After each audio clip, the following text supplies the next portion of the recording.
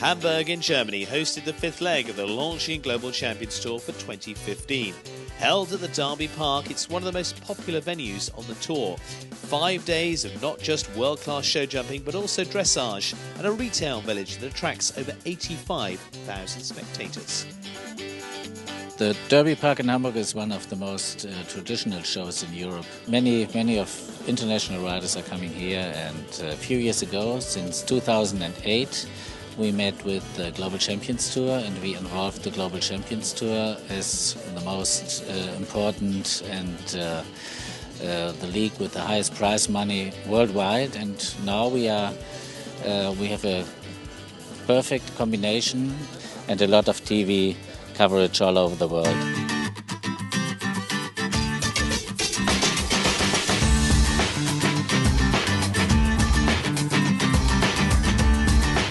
For many of the world's top show jumpers, the fifth leg of the Longines Global Champions Tour represents their home event.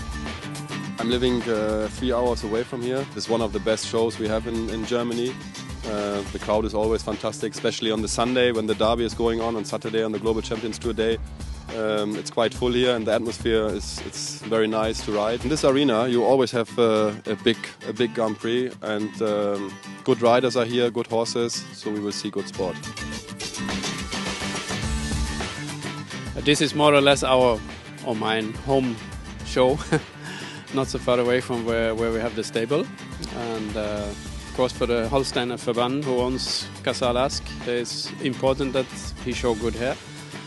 And there's also many breeders and so on coming to look here. We have a fantastic crowd here, and it's a very nice show.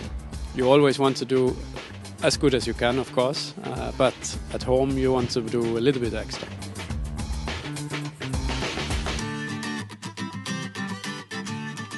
Hamburg has a lot of tradition.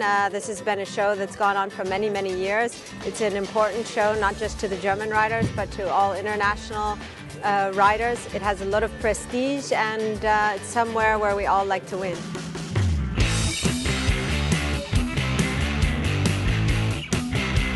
It's a show where spectators can watch from the sunny, grassy banks that surround the arena and the atmospheric grandstand, or from the comfort of the VIP area. Day one saw US rider Ken Farrington keep up his winning streak in the speed classes. Following on from his historic 3 wins at the Longines Global Champions Tour of Shanghai, Kent again showed he's the man to beat against the clock, taking the opening accumulator class on the 9-year-old Belle Fleur. This is a new horse for me. It's extremely careful, so I actually thought it would help for the horse's confidence to go with a little speed, and lucky today that was a speed class.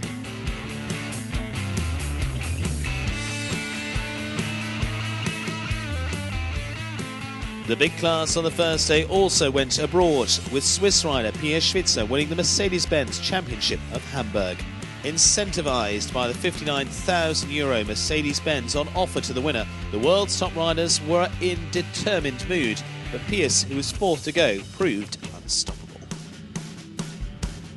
Christian Alman, victorious in the Longines Global Champions Tour of Hamburg Grand Prix 2 years ago, mounted the strongest challenge but could only manage second ahead of 4-time Olympic gold medalist Luca Beerbaum on Schaman.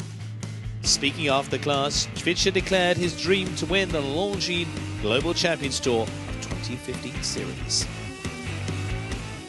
He's third-ranked rider since Shanghai, since the last stage, so there's really a good chance, and he got a lot of really good horses. So the dream is to win the Longines Global Champions Tour.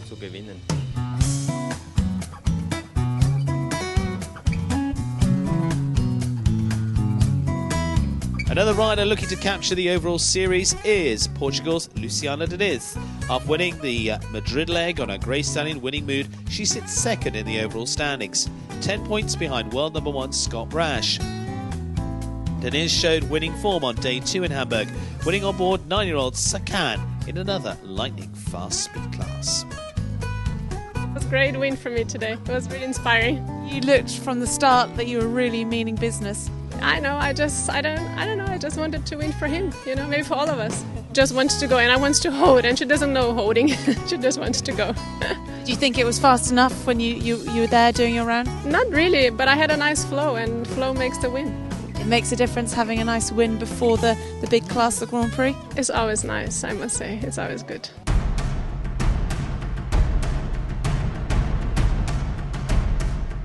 The highlight of the week was the Longines Global Champions Tour Grand Prix presented by H&M. It's a quite big course.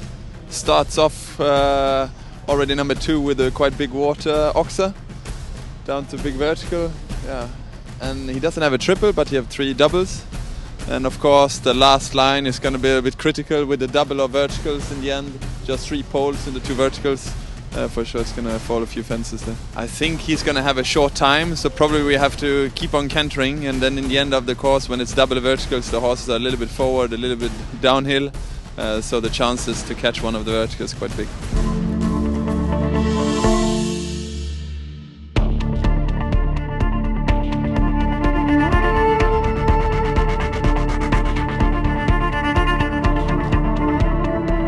"47 riders from 20 different countries were preparing to tackle Frank Rothenberger's first round course.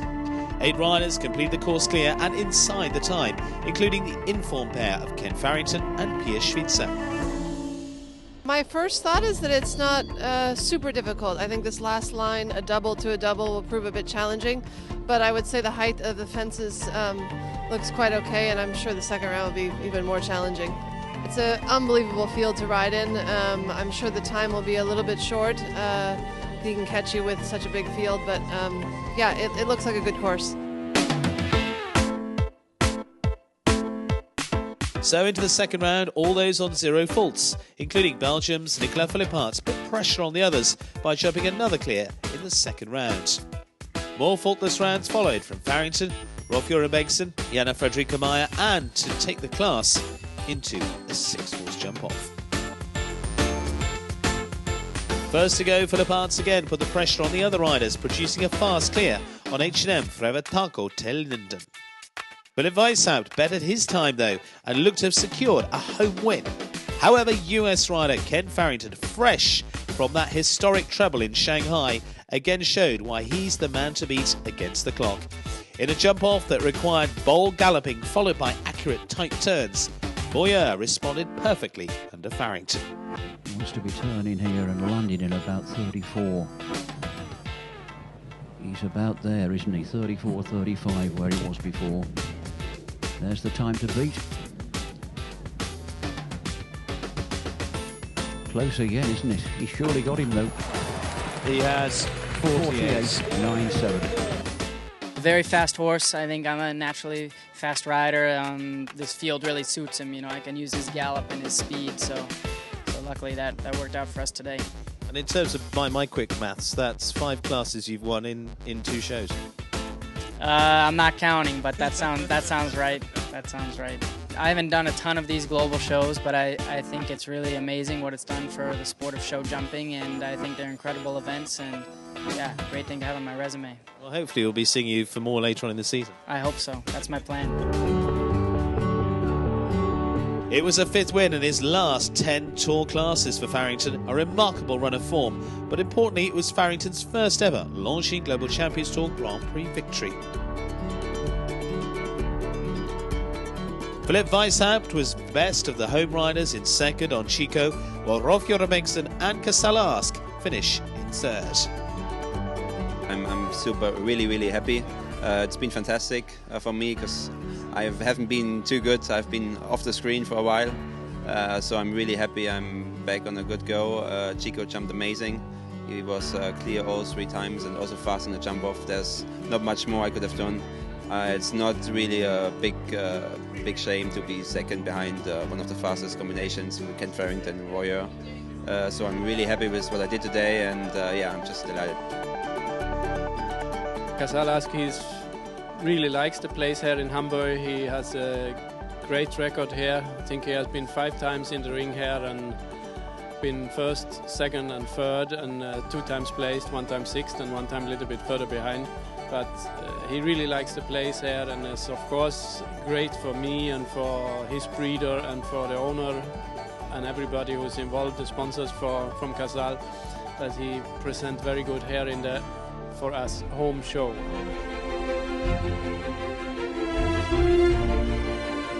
The overall series rankings has a new leader after the fifth leg in Hamburg. A seventh place finish for Portugal's Luciana Diniz sees her claim top spot, whilst another placing for Switzerland's Pia Schwitzer also sees him move up just above world number 1 Scott Brash.